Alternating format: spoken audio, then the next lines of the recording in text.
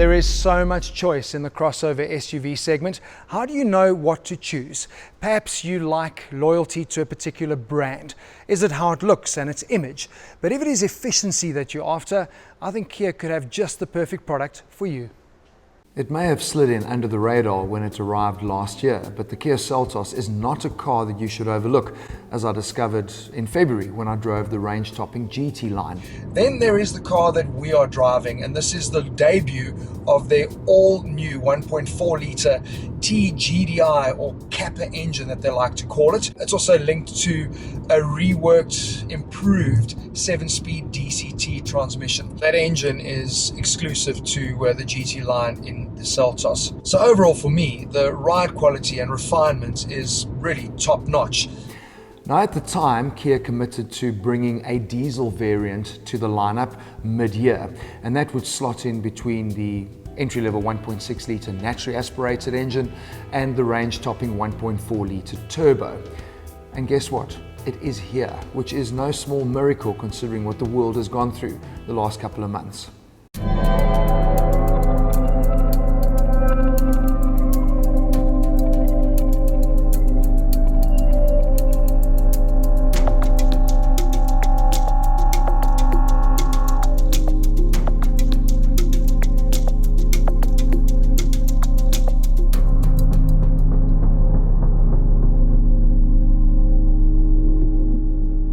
What do you guys think? I actually quite like it. There's no fussy swooping lines, but rather bold and clean ones.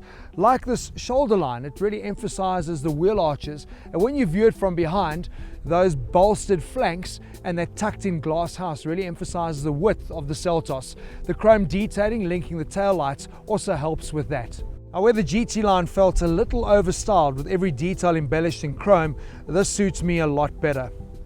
The two-tone created with the darker cladding is a little lost with this color. I think it's going to look really striking in white. The C-pillar has become a real focal point for designers these days, and Kia have turned up, or is that upturned? What is quite cool for me is how that shoulder line at the rear suddenly reappears here at the front flanks, and it plays a really crucial role in the strong front end styling on the Seltos. It links up the front headlights, and have a look at this detailing on the bonnet. It's got a clamshell effect. The tiger nose that Kia is well known for has just been reimagined. Lighting in layers seems to be a Korean trend, and with the chrome touches you have a front end you're not going to miss, but hey, it may be a chiseled face not to everyone's liking. But what is really great with Kia is the standard specification. What you see here is the entry-level EX derivative. There's no need to tick any option boxes. You get auto headlights with LED daytime running lights, the fog lamps, the silver finishing on the front faux scuff plate, as well as a diffuser, electric mirrors with integrated indicators, 16-inch alloys with a full-size spare wheel, which is great. The roof rails also finished in silver, and I love how they've treated the end detailing of the rails. Integrated roof spoiler with LED brake light, as well as the rear park distance control with rear view camera. Now the comprehensive standard features continue on the inside. You've got electric windows all round, but I'll tell you what I would have liked is a one-touch up and down, not just down feature. The leather-clad, squared-up steering wheel, multi-function, looks really good, and you would have noticed it comes with cruise control as well. The entire range does, which is really great. And of course, very importantly, an 8-inch infotainment system that comes with Bluetooth connectivity, voice recognition, and obviously with a USB in the front as well as in the rear and a 12-volt charger. It's very easy to pair your mobile device. It is good for Apple CarPlay as well as Android Auto, so all happy days there. But I'll tell you what I'm not happy about is actually how it's mounted. It's literally one big squared up block that's been shoved onto the dash, much like what Mercedes-Benz does. For me, I way prefer it when it's nicely integrated and becomes part of the dash design. What you're not going to get is a very cool digital dash. This is very old school analog layout with its onboard computer as well. But the interior in general, as with all Kias these days, very, very well laid out. Not a lot of clutter, which I really appreciate. And even though there's a lot of hard plastics, which all the competitors have as well, it's good quality plastic and it's really well put together. The Koreans certainly do know how to fit out a car these days. What is really impressive is the space. My seat is in full driving position and look how much legroom I have. It's incredible, and ample headroom as well. And in the rear for passengers with the USB, the air vents, and this cool little drop down armrests with the cup holders. Comfort is guaranteed. The boot though, 433 litres, is class leading, and it's impressive considering that it's also got that full size spare. We took this car on the trip down to the Lowveld, 3 adults plus all of their luggage, food, refreshments for the group, and the camera gear all fitting quite easily into the Seltos.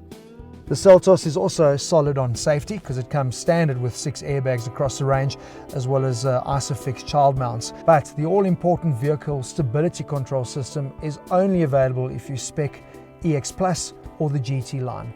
That I don't like.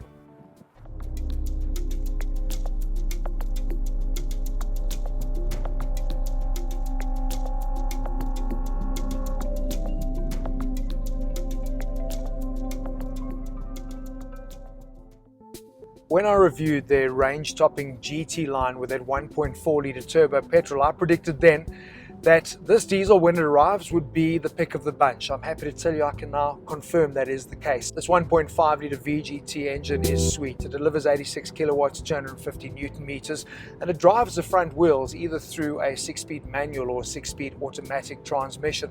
Now, when I saw that we had the manual, I was a little bit worried. I mean, you know the peaky nature of a diesel engine, but the gearing is superb in the Seltos, as is the feel. It really is a good gearbox engine pairing, but I'd probably still recommend going for the auto transmission purely from a convenience point of view. And the fuel consumption, that is the real winner for me.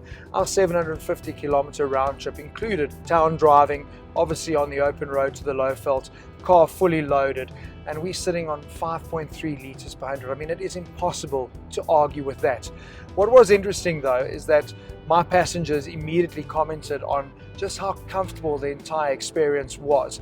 Not only the ride quality, but also insulation of the cabin. And it really is. The seats are comfortable, so hitting this on the open road in cruise control was an absolute breeze. It runs on a tweaked version of the Hyundai Creta, so you've got a pretty conventional suspension setup. It's got McPherson's in the front, and then at the rear they're running a torsion beam.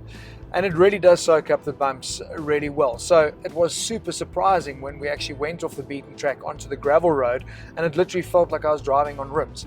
I actually stopped, checked the tire pressures, recommended is 2.4. I actually dropped them to 2 bar. I felt an improvement through the steering, but the passengers at the rear said things felt pretty much unchanged. Now, I'm not an expert when it comes to suspensions, but it might just be tweaking the rebound rates and the actual dampers. But to be fair, it was a pretty rough road, and that's not the natural habitat for the Seltos. Kia really do have all of their bases covered with their model lineup here in South Africa. The Seltos is offered with 3 engines, 3 transmissions, as well as 3 specification levels. And that, coupled with their solid reputation and then backed up by what is an industry-leading warranty, this is a vehicle you'd be foolish to overlook. The Seltos as a package is really solid, and with that 100,000 Rand spread between the entry level and the top spec, they really are casting a very wide net. So the question is, why do I not see more of them on the road?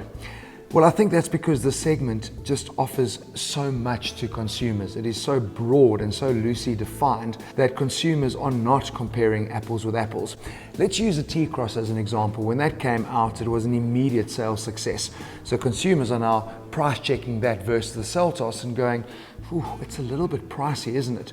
Well, that's because you're getting a lot more car for your money, literally, because the Seltos is a way bigger car that should be compared against VW's T-Roc. Now, when that arrives in November, it is going to start 20,000 Rand more than the top spec Seltos, both of which are running with 1.4 litre turbo petrol engines.